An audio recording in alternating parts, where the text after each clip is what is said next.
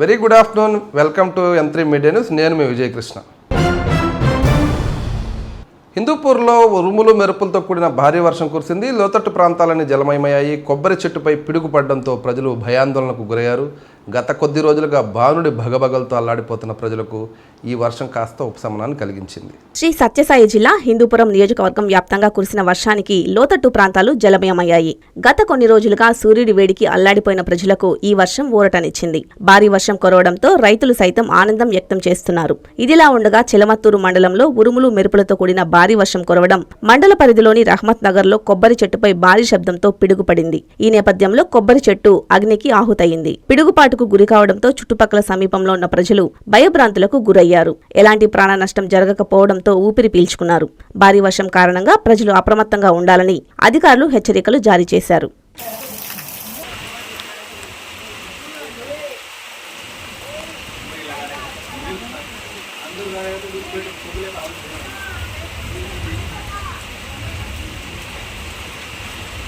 నెల్లూరు బారా షహీద్ రొట్టెల పండుగ ఏర్పాట్లపై వివిధ శాఖల అధికారులతో టీడీపీ రాష్ట్ర అధికార ప్రతినిధి కోటమిరెడ్డి గిరిధర్ రెడ్డి సమావేశమయ్యారు. సీఎం చంద్రబాబు కూటమి ప్రభుత్వం రొట్టెల పండుగను ప్రతిష్టాత్మకంగా నిర్వహించేందుకు అన్ని విధాల సహాయ సహకారాలు అందిస్తున్నారు కోటమిరెడ్డి. ప్రపంచ ప్రఖ్యాతిగాంచిన బారా షహీద్ దర్గా రొట్టెల పండుగకు పటిష్ట ఏర్పాట్లు చేయడానికి ముస్లిం పెద్దలతో చర్చించామని టీడీపీ రాష్ట్ర అధికార ప్రతినిధి కోటమిరెడ్డి గిరిధర్రెడ్డి అన్నారు. శనివారం స్థానిక మున్సిపల్ కార్యాలయంలో ఆయన ముస్లిం పెద్దలతో సమావేశమయ్యారు. ఈ సందర్భంగా ఆయన మాట్లాడుతూ గత రొట్టెల పండుగ నిర్వహణలో ఏవైనా లోటుపాట్లు ఉంటే సరిచేసుకుని ముందుకెళ్తామని అన్నారు. బారా షహీద్ దర్గా రొట్టెల పండుగకు దేశం నలుమూలల నుంచి భక్తులు వస్తారని, వారికి ఎటువంటి అసౌకర్యం కలగకుండా పెద్దలు మంత్రి Narayana, MP Vemireddy Prabhakar Reddy, rural MLA Kotamreddy Sridhar Reddy, రాష్ట్ర వక్ఫ్ board chairman Abdul Aziz, MLC Beeda Ravichandra నేతృత్వంలో ఏర్పాట్లు పకడ్బందీగా చేస్తామని ఆయన తెలిపారు.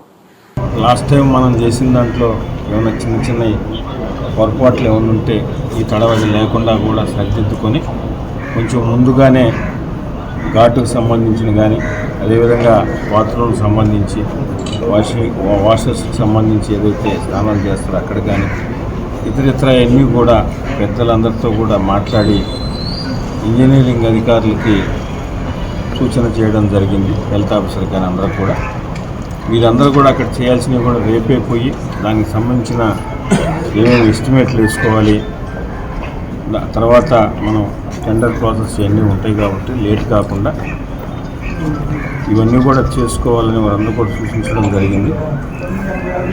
నెక్స్ట్ దీని తర్వాత ఈ రొట్టెల పండుగ మీద గౌరవ మంత్రివర్యులు నారాయణ గారు, శాసనసభ్యులు శ్రీరెడ్డి గారు, వక్ఫ్ బోర్డు చైర్మన్ అజీజ్ గారు, వీరు ముగ్గురు కూడా అతి త్వరలో దీని మీద రివ్యూ కూడా చేయడం జరుగుతుంది. ఈరోజు ప్రాథమికంగా ఊరికే మేమందరం కూడా కలిసి ఇక్కడికి వచ్చిన పెద్దలందరితో కలిసి అధికారులతో మాట్లాడినాము. ఏమేమి చేయాలి, ఏమేమి చేస్తున్నాము, దాంట్లో ఇంకా కూడా దానికి సంబంధించిన టెండర్లు వేస్తే ఇంకేదన్నా ఉంటే రేపు వచ్చే రివ్యూ మీటింగ్లో పెద్దల సూచన, పెద్దల ఆదేశాల మేరకు అటు మంత్రివర్యులు కానీ శాసనసభ్యులు వక్ఫ్ బోర్డు చైర్మన్ వీళ్ళు ముగ్గురు ఆదేశాల మేరకు ఇంకేమన్నా ఉంటే కూడా అవి కూడా చేస్తాం.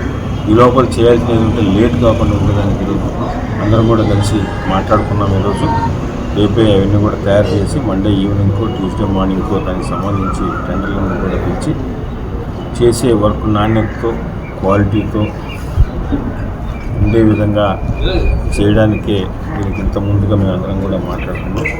తప్పకుండా కూటమి ప్రభుత్వం అధికారంలోకి వచ్చిన తర్వాత మొదటి 2 విడతలుగా బారా షహీద్ దర్గా రొట్టెల పండుగ ఎంత గొప్పగా చేసామో దానికన్నా మెండుగా చేయడానికి ఇక్కడ ఇంకా ముందు నుంచే దానికి సంబంధించిన ఏర్పాట్లు చేసుకున్నాం.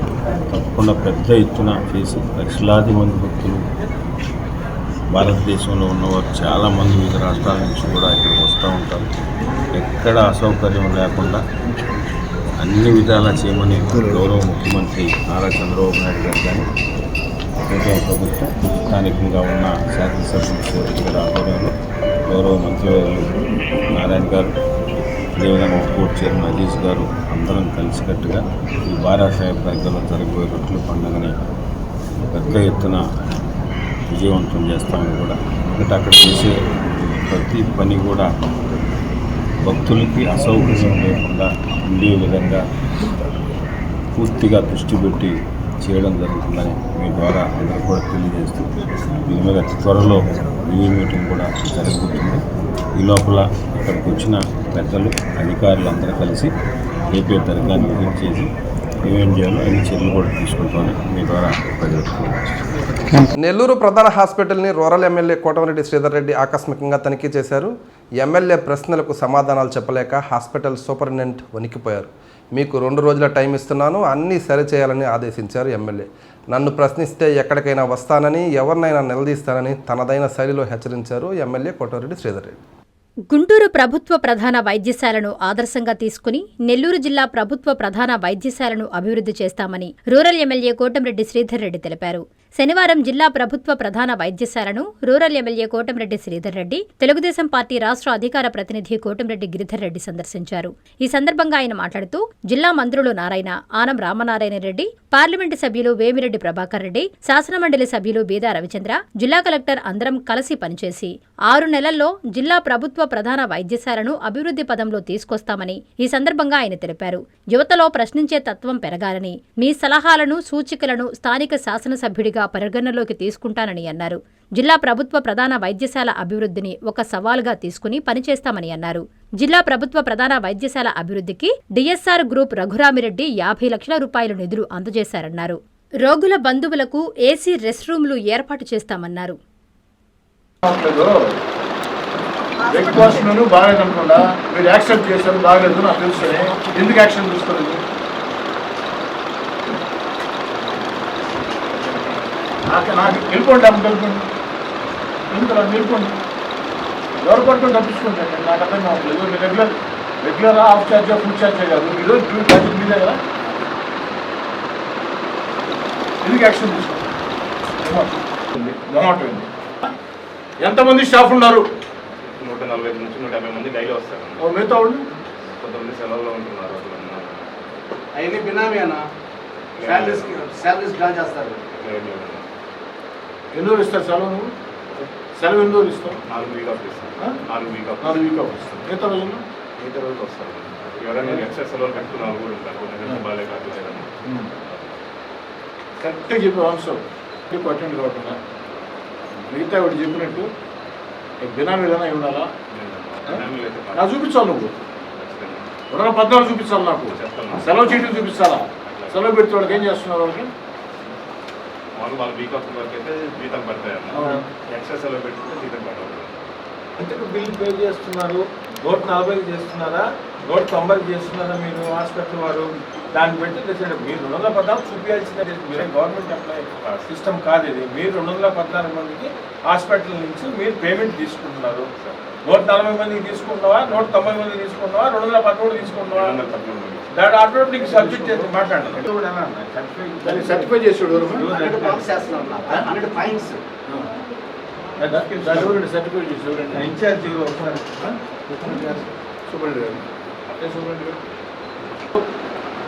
అతనే ఒప్పుకున్నాడు. మీ ముందు మొత్తం మీడియా ముందు అతనే ఒప్పుకున్నాడు. ఏమని ఇచ్చేది వచ్చే 140 మంది అని. మీరు ఎట్లా సర్టిఫై చేస్తున్నారు 14 మందికి?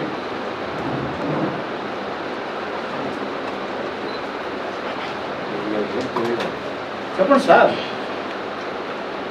ఎంతవరకు కరెక్ట్ సార్ ఇది? 140గా రాయండి అమ్మ, 140గా రాయండి. మొత్తం అటెండ్ కావాల్సిందే, దాంట్లో తేడా లేదు. మీ మాట వాడు వెళ్ళలేదు, నాకు ఎందుకు చెప్పలేదు? ఇప్పుడు నేను మీరు చెప్తాను అలా. వరంగల్ నీట్లో పిహెచ్డీ చేస్తున్నాడు ఒక అబ్బాయి, భక్తవత్సల గారు, మల్లెల శ్రీహరి.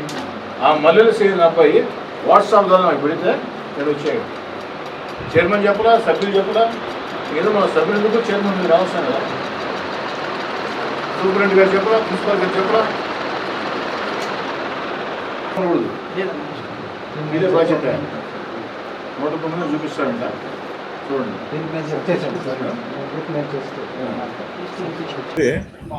శ్రీహరి, ఇప్పుడు మీరు ఏదైతే కంప్లైంట్ చేశారో అవన్నీ కూడా దాదాపు వాస్తవాలే. ఒకటి, శానిటేషన్ స్టాఫ్ మీరు చెప్పింది కరెక్ట్. అందుకే దాన్ని సరిచేయమని చెప్పాము. 2, ఫుడ్ కాంట్రాక్టర్ మీద యాక్షన్ తీసుకోమని చెప్పాము. ఫుడ్ కాంట్రాక్టర్ విషయంలో కూడా మీరు చెప్పిన కరెక్టే. తర్వాత ఈ అల్ట్రాసౌండ్ వీటి గురించి మీరు చేసిన కంప్లైంట్ కరెక్టే, దాన్ని సరిచేస్తున్నాం. అది కాకుండా ఈరోజు నుంచే అటు చైర్మన్, హాస్పిటల్ కమిటీ చైర్మన్ ఉన్నాడు, సభ్యులు ఉన్నారు, ఆల్ డిపార్ట్మెంట్ హెచ్ఓడీస్ ఉన్నారు, ప్రిన్సిపాల్ గారు ఉన్నారు, సూపరింటెండెంట్ గారు ఉన్నారు, అందరూ కోఆర్డినేట్ చేస్తున్నాం. మామూలుగా ఈ మధ్యకాలంలో కొంచెం నేను ఇతరత్ర డెవలప్మెంట్ యాక్టివిటీస్ మీద కొంచెం ఎక్కువ దృష్టి పెట్టి ఈ హాస్పిటల్ మీద కొంచెం దృష్టి తగ్గింది. ఇక నుంచి కంప్లీట్గా నేను కూడా దృష్టి పెడతా. గుంటూరు హాస్పిటల్ని ఆదర్శంగా తీసుకుంటాం. ఇక్కడ ఉండే అటు ఎంపీ గారితో, వేమిరెడ్డి ప్రభాకర్ రెడ్డి గారితో అందరితో కూడా మాట్లాడి మ్యాక్సిమం సేవలు బెటర్ అయ్యేదానికి నా ప్రయత్నం నేను చేస్తా. వీరే సూపరింటెండెంట్ గారు, వీరే మీకు జవాబుదారి, అది రాసి నోట్ చేసుకోండి. మీరమ్మా సూపరింటెండెంట్ గారు పిఏనా, వాళ్ళతో కోఆర్డినేట్ చేసుకో తల్లి. వాళ్ళ పేరు ఫోన్ నెంబర్ తీసుకో, నీ పేరు ఫోన్ నెంబర్ ఇచ్చేసి వాళ్ళు తిప్పకుండా బుధవారం సాయంకాలం దాకా ప్రభుత్వ ప్రధాన వైద్యశాలకి ఆ యొక్క పేషెంట్లకి అందుతున్న సేవలు, లోపాలు, సమస్యలపై చర్చించేదానికి స్థానిక ఎమ్మెల్యేగా ఇక్కడ రావడం జరిగింది. ఈ సందర్భంగా నేను ఇక్కడికి వచ్చేదానికి ప్రధాన కారణం మల్లెల శ్రీహరి అని నెల్లూరు రూరల్ నియోజకవర్గం భక్తవత్సల నగర్ అబ్బాయి వరంగల్ నీట్లో పిహెచ్డీ చేస్తున్నారు. ఎవరైతే నెల్లూరు రూరల్ నియోజకవర్గానికి సంబంధించి వరంగల్ నీట్లో పిహెచ్డీ చేస్తున్నటువంటి మల్లెల శ్రీహరి నా కార్యక్రమాన్ని స్పందించి నన్ను ప్రశ్నించవచ్చు అన్న నా కార్యక్రమాన్ని స్పందించి వారు నేరుగా స్పందించారు. వారి సూచన మేరకి ఇక్కడ రావడం జరిగింది. నిజంగా కొన్ని విషయాలైతే నాకు అవగాహన ఉంది, కానీ కొన్ని విషయాల్లో ఇంత దారుణ పరిస్థితులు ఇక్కడ ఉన్నాయని చెప్పని నేను భావించలేదు. ఆ మల్లెల శ్రీహరి చెప్పింది 100% నిజం. దీని మీద కాస్త నాకు కూడా ఆవేదన కలిగి ఇక్కడ ఉన్నటువంటి వాళ్ళని గట్టిగా మాట్లాడటం జరిగింది. నేను చెప్పేది రాత్రికి రాత్రే అద్భుతాలు చేయాలా, అద్భుతాలు చేస్తాం అన్న కళ్ళ ప్రపంచంలో నేను బతికే వ్యక్తిని కాదు. కానీ కనీస పార్టీ సేవలు జిల్లా ప్రభుత్వ ప్రధాన వైద్యశాలలో మనం ఇవ్వకపోతే అంతకంటే దారుణం మరొకట్లేదు. ఒక పక్క రాష్ట్ర ముఖ్యమంత్రి నారా చంద్రబాబు నాయుడు గారు, ఉప ముఖ్యమంత్రి పవన్ కళ్యాణ్ గారు, యువనేత నారా లోకేష్ గారు, వైద్య శాఖ మంత్రి సత్యకుమార్ యాదవ్ గారు, వీరందరూ కూడా ఈ యొక్క హాస్పిటల్స్లో వస్తువుల మెరుగుదల కోసం, సేవల మెరుగుదల కోసం ప్రత్యేక చొరవ చూపుతుంటే జిల్లా కేంద్రంలో ఉన్నటువంటి ఈ ప్రభుత్వ ప్రధాన వైద్యశాలలో ఇన్ని లోపాల, కనీసం మెను, బ్రేక్ఫాస్ట్ మెను కూడా పాటించలేని పరిస్థితి. అందుకే ఆ యొక్క కాంట్రాక్టర్ మీద చర్యలు తీసుకోమని చెప్పని, లేదా వారికి హెచ్చరికలు జారీ చేసి భవిష్యత్తులో పునరావృతం కాకుండా చేయమని అధికారులు ఆదేశాలు ఇవ్వడం జరిగింది. అదేవిధంగా శానిటేషన్ స్టాఫ్ విషయంలో కూడా ఉండాల్సింది 214 అయితే వచ్చేది 145. దీని మీద కూడా వారికి నోటీసులు జారీ చేయమని, సరిచేయమని చెప్పడం జరిగింది. ఇక ఏదైతే ఫ్యాన్లు రిపేరు, అంతకంటే దారుణం మరొకట్లేదు. మీకు ఏదైనా సమస్య ఉంటే స్థానిక ఎమ్మెల్యేగా నేనున్నా, పార్లమెంట్ సభ్యులుగా వేమిరెడ్డి ప్రభాకర్ రెడ్డి గారు ఉన్నారు, జిల్లా కలెక్టర్ గారు ఉన్నారు, మంచి కలెక్టర్ గారు, మీరు తీసుకురావచ్చు. అది కాకుండా ఫ్యాన్లు కూడా తిరగని పరిస్థితి అంటే ఎంత దారుణం. రెండోది అల్ట్రాసౌండ్ పరీక్షల కోసం వచ్చేటప్పుడు ఇష్టారాజ్యంగా ఆలస్యం చేస్తున్నారని, సరైనటువంటి సమాధానాలు చెప్పట్లేదని కూడా ఇప్పుడు కూడా ఒక మిత్రుడు, మీడియా మిత్రుడు మాట్లాడటం జరిగింది. కాబట్టి ఏదైతే వీటన్నిటి మీద కూడా ఒక ప్రత్యేక చొరవ చూపమని నాకైతే తీవ్ర అసంతృప్తిగా ఉంది, చాలా బాధ కలిగిస్తుంది. ఒక హాస్పిటల్ ఏదైతే సిబ్బంది మీదే కాకుండా, హాస్పిటల్ సూపరింటెండెంట్, ప్రిన్సిపాల్ గారే కాకుండా హాస్పిటల్ కమిటీ చైర్మన్ గారి మీద, సభ్యుల మీద కూడా నాకు ఆవేదన, బాధ ఉంది. కనీసం జరిగిపోయింది, ఇక నుంచైనా మళ్ళీ చెప్తున్నా, అద్భుతాలు చేయగలుగుతాం అని నేను చెప్పడం లేదు. కనీస పార్టీ సేవలు అందివ్వలేకపోతే స్థానిక ఎమ్మెల్యేగా అది నాకు గౌరవం కాదు. హాస్పిటల్ కమిటీ చైర్మన్గా, సభ్యులుగా, సూపరింటెండెంట్గా, ఆల్ హెచ్ఓడీలుగా, ప్రిన్సిపాల్గా మీకు గౌరవం కాదు. వీటిని సరిచేయండి. సూపరింటెండెంట్ గారు, ప్రిన్సిపాల్ గారు, ఆల్ హెచ్ఓడీసు, హాస్పిటల్ కమిటీ చైర్మన్ గారు, సభ్యులు అందరూ కూర్చొని ఒక సమగ్ర ప్రణాళిక తయారు చేయండి. మొత్తం చేస్తామని చెప్పని చేయగలుగుతామని నేను చెప్పలేను, కానీ ఖచ్చితంగా ఏదైతే గుంటూరు ప్రభుత్వ ప్రధాన వైద్యశాల అద్భుతంగా ఉంది. సీఎం చంద్రబాబు, మంత్రి లోకేష్లపై మాజీ మంత్రి కాకాని గోవర్ధన్ రెడ్డి సెటైర్లు వేశారు. చంద్రబాబు నాయుడు గొప్ప నాయకుడని, విజనరీ ఉన్నటువంటి వ్యక్తి అని వ్యంగ్యాస్త్రాలు సంధించారు. చదువు సంధ్య లేని వ్యక్తిని విద్యాశాఖ మంత్రిని చేయడం సమాజానికి తీరని ద్రోహమని నారా లోకేష్పై సంచలన వ్యాఖ్యలు చేశారు. మెగా డిఎస్సిలో అంతులేని అక్రమాలు జరిగాయని, వెంటనే వాటిపై సిబిఐ విచారణ జరిపించాలని ఆయన డిమాండ్ చేశారు. నెల్లూరులో ఆయన మీడియాతో మాట్లాడుతూ 2 చేతులు జోడించి అడుగుతున్నానని, నిరుద్యోగుల భవిష్యత్తుతో ఆడుకోవద్దని వేడుకున్నారు. చంద్రబాబు నాయుడికి అలవాటు, ఆనవాయితీ తన పరిపాలనలోనే అవినీతిని వ్యవస్థీకృతం చేసినటువంటి ఒక గొప్ప మహానాయకుడు, విజనరీ ఉన్నటువంటి వ్యక్తి చంద్రబాబు నాయుడు గారు. ఈరోజు ఒక్కసారి మెగా డిఎస్సిని చూస్తే దానిలో అంతులేనటువంటి అక్రమాలు, స్కామ్ తాలూకు అనేక రకాలైనటువంటి విషయాల్ని ఈరోజు మనం బహిరంగంగా మాట్లాడుకునేటువంటి పరిస్థితి ఏర్పడింది. దీనిలో అనేక రకాలైనటువంటి అనుమానాలు ఉన్నాయి. అధికారులు కూడా ఒక రిజైండర్ ఇచ్చారు, దాని మీద ఖండన ఇచ్చారు మేము చేసినటువంటి ఆరోపణల మీద. వాళ్ళు ఇచ్చినటువంటి మేము చేసినటువంటి ఆరోపణలకు ఎక్కడా కూడా ఇతిమిద్దంగా ఖండన ఇవ్వకుండా వాళ్ళు ఏదో మేము చెప్పాలనుకున్నదే చెప్పేశాం, అత్యంత పారదర్శకంగా చేశాం, సిబిటి విధానంలో చేశాం, దాని మీద మీరు చెప్పినటువంటివన్నీ ఏవి కూడా కరెక్ట్ కాదన్నట్టుగా మాట్లాడారు తప్ప మేము చెప్పినటువంటి దానికి పాయింట్ బై పాయింట్ ఎక్కడా కూడా ఆన్సర్ చేసినటువంటి పరిస్థితి లేదు. అందుకనే ప్రజలకు తెలియాలి, పాపం నిరుద్యోగులు దగాపడ్డారు, వాళ్ళకి అండగా నిలవాలనేటువంటి ఉద్దేశంతో మా నాయకుడు జగన్మోహన్ రెడ్డి గారు ఆదేశాల మేరకు ఈరోజు వైఎస్ఆర్ కాంగ్రెస్ పార్టీ నిరుద్యోగులకు జరిగినటువంటి అన్యాయం పట్ల, డిఎస్సీలో జరిగినటువంటి దగా పట్ల ఈరోజు మేము పోరాటం చేస్తున్నాం. అందులో భాగంగా నిన్న విద్యార్థి విభాగం కూడా రాష్ట్ర వ్యాప్తంగా పోరాటాలు చేయడం జరిగింది. రేపు 1వ తేదీ యువత ఆధ్వర్యంలో కలెక్టరేట్ ముట్టడలు కూడా ఉన్నాయి. లోకేష్ ఎవడైతే ఉన్నాడో అసలు ఈ సమాజంలో చదువు సంధ్య లేనటువంటి ఒక ముద్దబ్బాయిని తీసుకొచ్చి విద్యాశాఖ మంత్రిగా చేయడమే ఈ సమాజానికి తీరం ద్రోహం చేసినట్టు లెక్క. అటువంటి వ్యక్తిని తీసుకొస్తే ఆ వ్యక్తి అక్కడ కూర్చొని ఎవడన్నా దీన్ని ప్రశ్నిస్తే వాడి మీద కేసులు పెడతానంటున్నాడు తప్ప నేను బాధ్యత వహిస్తా, నా పొరపాటు జరిగింది, పాపం అందరూ భావి ముఖ్యమంత్రి నిన్న మహానాడులో పొగిడి పెట్టారు ఆ పిల్లవాడిని. అయ్యా నా వల్ల పొరపాటు జరిగింది కాబట్టి నేను విద్యాశాఖ మంత్రికి అర్హుండు కాదు, కాబట్టి నేను రాజీనామా చేసేస్తాను, అక్కడి నుంచి తప్పుకుంటాను అనేటువంటి మాట మాట్లాడేటువంటి పరిస్థితి లేదు. కాబట్టి నైతిక విలువలు లేవు, కాబట్టి నువ్వు రాజీనామా చేసేటువంటి పరిస్థితి తలెత్తుతావు. మీరెవరైతే అర్హత ఉంది అని చెప్పి ఎంపిక చేశారో ఆ అర్హత కలిగినటువంటి అభ్యర్థులకి కాల్ లెటర్లు పంపి వాళ్ళ సర్టిఫికేట్లన్నీ పరిశీలన కూడా పూర్తి అయిన తర్వాత తుది జాబితాలో వాళ్ళ పేర్లు గల్లంతు కావడానికి కారణం ఏమిటి? దానికి మీరు స్పష్టంగా సమాధానం చెప్పగలరా? మెరిట్ లిస్టు ఫస్ట్ ప్రకటిస్తారు, ఆ తర్వాత సెలెక్టెడ్ లిస్టు ప్రకటిస్తారు. మెరిట్ లిస్ట్ లేదు, సెలెక్టెడ్ లిస్ట్ లేదు, నేరుగా ఎంపిక చేసినటువంటి అభ్యర్థులకి మెసేజ్లు పంపించారు.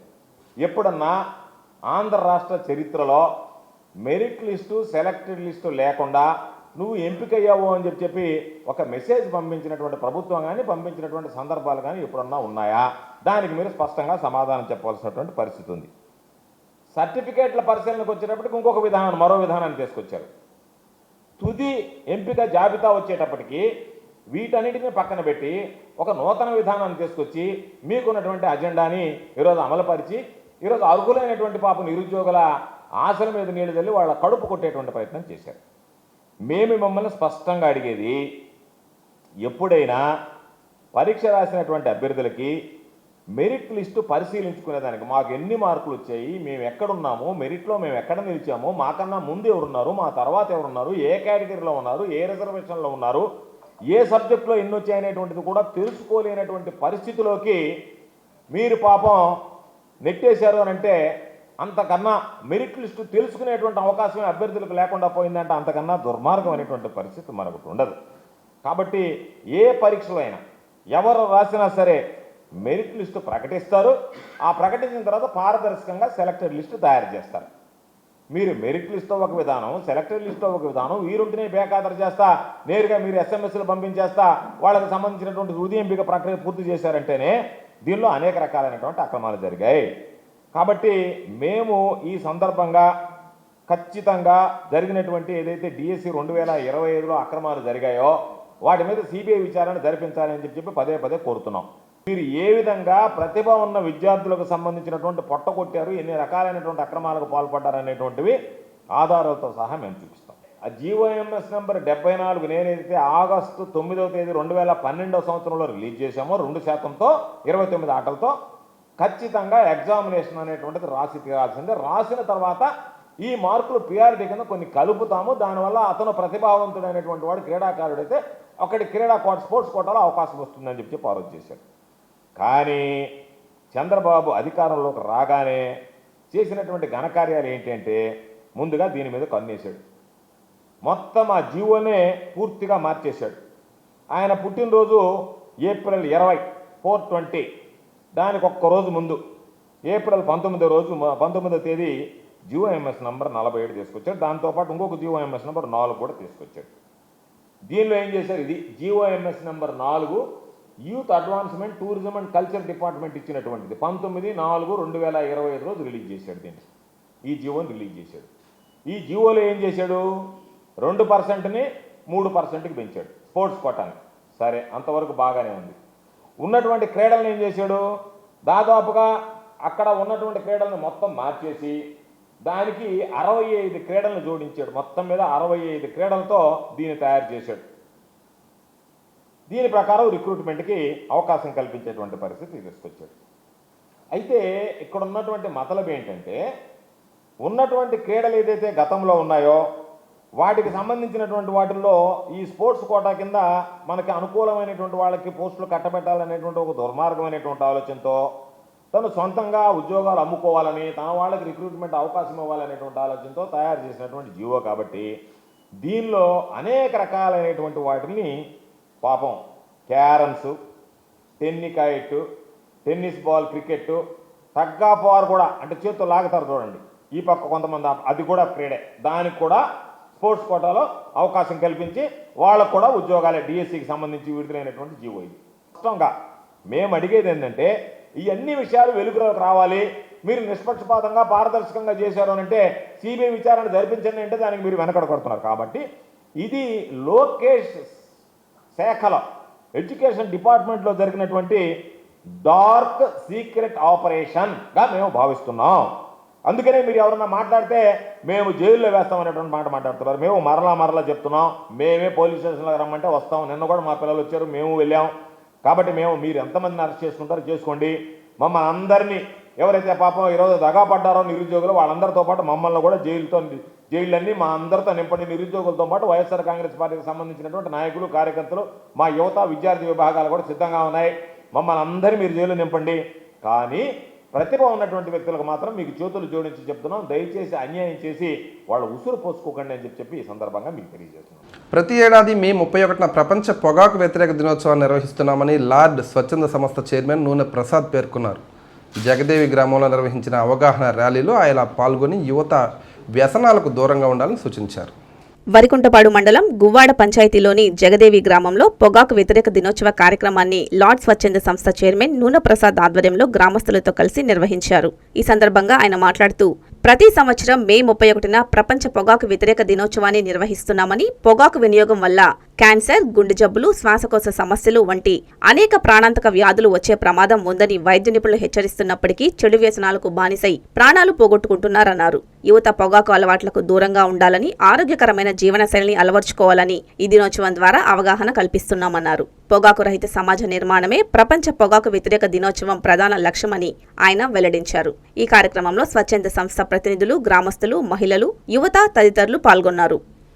దినోత్సవం సందర్భంగా నెల్లూరు జిల్లాలోని వరికుంటపాడు మండలం గువ్వాడి పంచాయతీలో లార్డ్ స్వచ్ఛంద సేవా సంస్థ ఆధ్వర్యంలో ఏపీవీహెచ్ఏ విజయవాడ వారి సౌజన్యంతో పొగాకు దినోత్సవ కార్యక్రమాన్ని ఏర్పాటు చేయడం జరిగినది.